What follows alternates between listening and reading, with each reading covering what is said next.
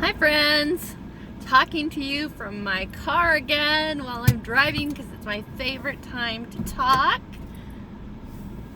What with my schedule and everything, so I just thought I like to talk when I'm in the car because it gives me something to do and someone to talk to when I'm out and about driving to my workshop and back. So anyhow, kind of gray and overcast in Forest Grove, Oregon today, which is not too surprising since it's September, though we do frequently get like a 2-week period in September that is like really nice before the lousy weather sets in. So, but gray and overcast and rainy in Portland, Oregon, that's a surprise, right?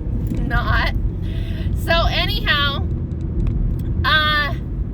just wanted to pop in and say hi and talk a little bit more about my writing experience. So I've been caving, if you don't know what that term means, it just means I've been like nose to the grindstone. I've been really focusing on writing for the last, over the weekend. I took a 3-day writing weekend and I wrote Friday, Saturday, and Sunday, and yesterday I also had a workshop, an author's workshop that I participated in with Stephenson and Joanna Penn. Right, that's what I did. Because after their webinar that I participated in, I went ahead and signed up with Nick's author training program. And it's not like it doesn't necessarily teach you how to be an author. Well, kind of does a little bit, but also the whole marketing aspect of it and all the different platforms that you can write on and ways to monetize as an author. That it was really cool and very stimulating. And he has a whole private user group. Basically, it's not a Facebook thing, it's his own thing that he has designed training modules for. And so anyway, I'm participating in that and I'm super excited about that. But the one of the things that he does in this training, in this ongoing workshop that I signed up for, is that he teaches he teaches a lot of different things, but he also interviews other New York Times best-selling authors to kind of pick their brain about their methodology and what they do in their process, their writing process and their marketing and everything else, which is really cool. So I'm excited to I have to spend part of my day doing the training now, but that's going to be a really good thing. So about Jack. So I am, as most of you know, about halfway through with this first book, and one of the techniques that I learned, the new techniques that I learned over the weekend in this workshop, is this process of not just writing your book from the beginning of the book to the end of the book, but instead using this process that I'll tell you about in a minute here. It's actually kind of dark and overcast, so I don't really need my sunglasses. But anyhow, so there are these two terms that I learned that authors generally fall into one of two categories. It's called, you're either an outliner or you're a pantser.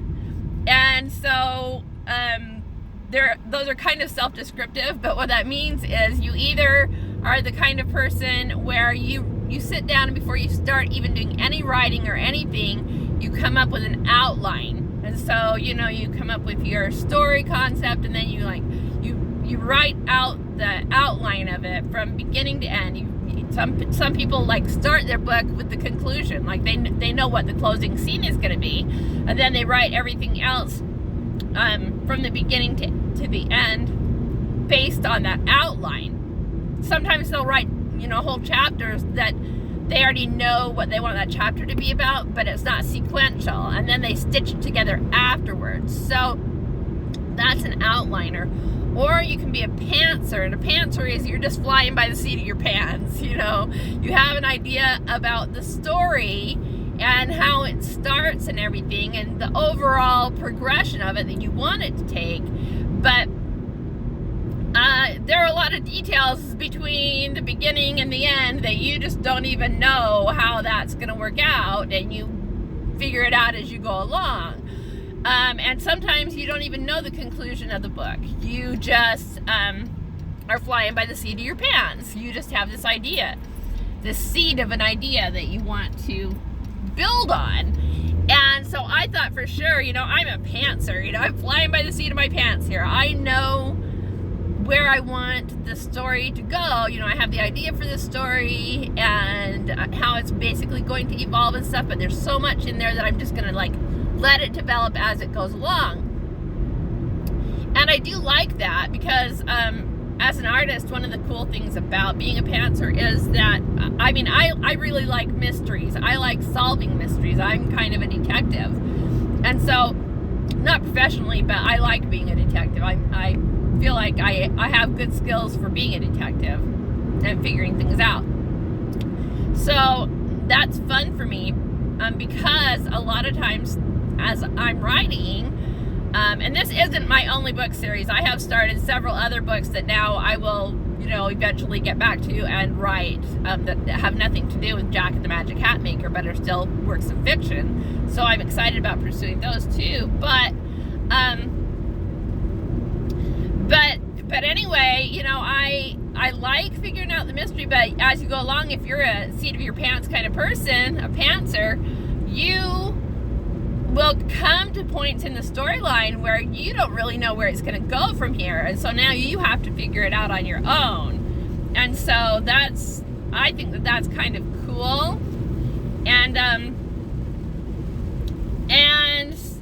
so I've been enjoying the writing process because of that whole mystery thing. But I learned this technique from, and I'll have to share later the name of this author. I can't think of his name. Who talked about that this is his methodology, and once he started applying this method that I'm going to tell you about in a minute here, he went from writing a book a year to writing 4 or 5 books a year, and we're talking like 80 to 100,000 word novels, and he's written 38, and he's a New York Times multiple best-selling author, and I can't remember his last name. It's Joe something. But anyhow, so his technique is this. So you come up with,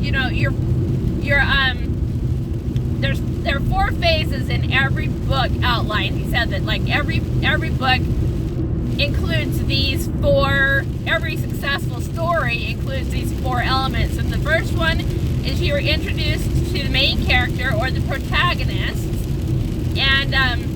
and you establish a connection with them. And so that's what the first chapter is about, is getting to know the protagonist and feeling and establishing a connection there, so that you are invested in the character. And then the second phase is let me see if I can remember here. The second phase is reactionary. They're kind of a victim, and they're just reacting to everything in their environment. So, they're kind of a victim of circumstance, and they're a little bit helpless maybe, and so everything is reactionary. And then at the end of that period, there's a game-changing event that happens that starts to change the character's personality and the way they approach things. And so, sorry, it just really freaking started pouring down here. Didn't I say rain in Portland in September? It just really started pouring down rain here. So, oh my gosh, I'm in the middle of a downpour here, and I'm on this country road, this winding country road. So forgive me if I seem a little distracted while I'm talking here. But anyway, so that second phase is the reactionary phase, and then the game changer, and then the third phase is where they start taking control of their lives and the circumstances in their lives, and you're usually confronted with some kind of with a villain, you know, and some kind of a conflict that where they like interact with the villain. And then you have the conclusion, where there's usually some kind of culmination where, you know, the end of the story, happens, you know, and, you know, you have this climax, and then the end of the story. So those are the four categories. So this technique that he was talking about, that he's applied, that really makes his productivity increase, is that after he's established those, you know, four elements in his storyline, what does he want to write about, who is the main character, what do they hope to achieve, all this stuff, then he just, like, you know, sits down and writes that out, and then he takes, this is the cool part, he takes a stack of index cards. Now it is bright. Still overcast, still rainy, but really bright. So I need my sunglasses. So anyhow, and he takes a stack of index cards, and then without even trying to categorize or anything, he just jots down a summary of all the scenes he has in his head about the story. So, and it doesn't matter where in the story that the scene falls, he doesn't even care about that yet. He hasn't, you know, he's not trying to create an outline. He's just getting the scenes out of his head. And so he writes as many little brief descriptions of scenes on all these different index cards, and he just sets them aside until he gets all of them out of his head. And then after he gets those out of him, then he looks at each one of the cards and he goes, all right, which category does this fit into? You know, the beginning, the second one, the third one, or the ending. And then he creates stacks of these cards so that he knows where these scenes happen.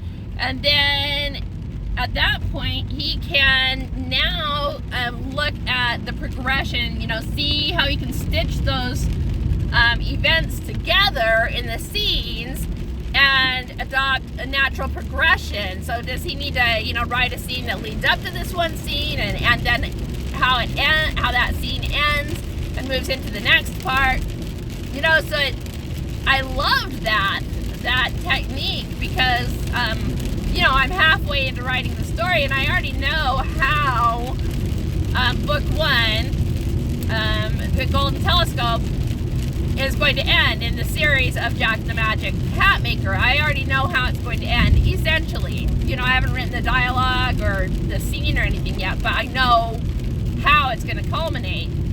So I'm not going to be applying his technique for the first half of the book, because that's already essentially finished. It still needs to go for a second round to my editors.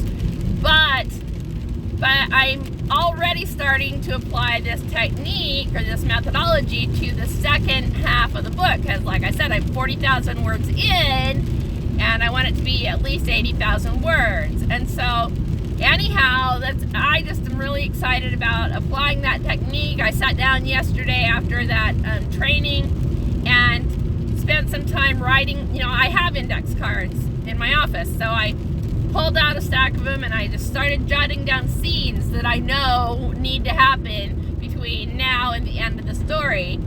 And that exercise alone was super helpful. I'm really excited about that. So now I have to go home and spend some time segregating those into phases of the book, what category they fit in, what phase in the storytelling. So, just typical Oregon afternoon, total torrential downpour, and now all of a sudden, nothing. It's great. It's so Oregon. So anyhow, just wanted to share that idea with you, that method of writing, because it's something I had never heard of before, and I think it sounds like a really fun way to write fiction. And you can even use that technique for writing nonfiction too.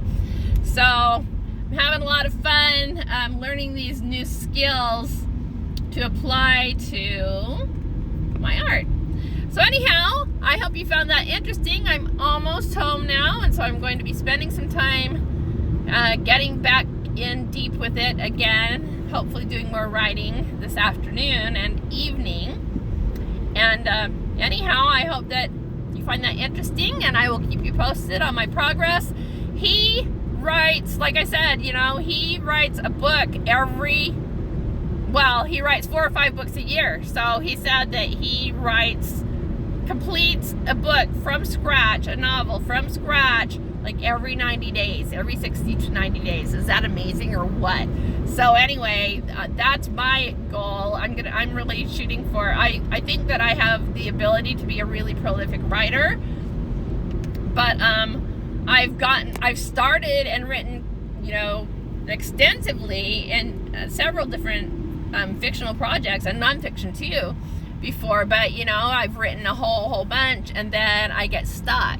And so, or I've gotten stuck in the past, just because, I haven't known where to take it in the middle ground. That's the part that I understand from this workshop that most authors get stuck in, is that middle area after you've written, 20 or 30,000 words, and then essentially the end of your story, but you don't freaking know how to get there from here. So anyway, it's really cool to have learned this new technique that I'm going to be trying out.